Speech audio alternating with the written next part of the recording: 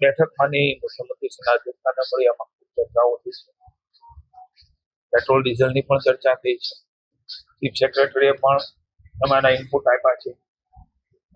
એનું મોનિટરિંગ પણ થઈ રહ્યું છે. જ્યાં જ્યાં મુશ્કેલીને સમસ્યા જણાય ત્યાં તુરંત જ પેટ્રોલ ડીઝલ પહોંચાડવાની વ્યવસ્થાઓ પણ કરી છે. કેટલીક ફરિયાદો અને કેટલીક બાબતો મળી છે ત્યારે એનું પણ મોનિટરિંગ કરીને લોકોને તકલીફ ન પડે એના માટે માનનીય મુખ્યમંત્રીશ્રીએ ચીફ સેક્રેટરીને આદેશ કર્યો છે કે પ્રમાણની વ્યવસ્થાઓ લોકોને મુશ્કેલી ન પડે પણ લોકો અકળાયા વગર જેટલી જરૂરિયાત છે એટલો ઉપયોગ કરીએ.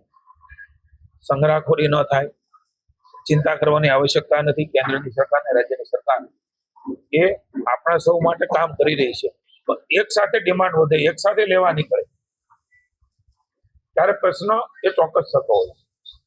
કેટલીક ખાનગી કંપનીઓ ભાવ પણ વધારે છે ત્યારે સ્વાભાવિક છે કે 30 થી 35% એ ડિમાન્ડ એ રાજ્યમાં કે આપણા પંપો ઉપર આવી છે.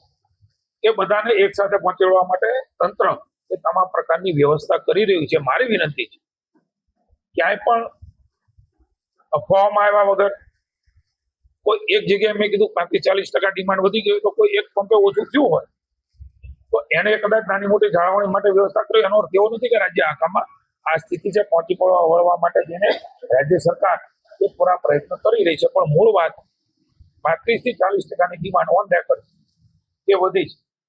કેટલાક પેટ્રોલ પંપ ખાનગી છે એમના ભાવ વધારાના કારણે અને જરૂરિયાત કદાચ વધારે લઈ જવાના કારણે પણ આ પ્રશ્ન ઉભા થયા છે.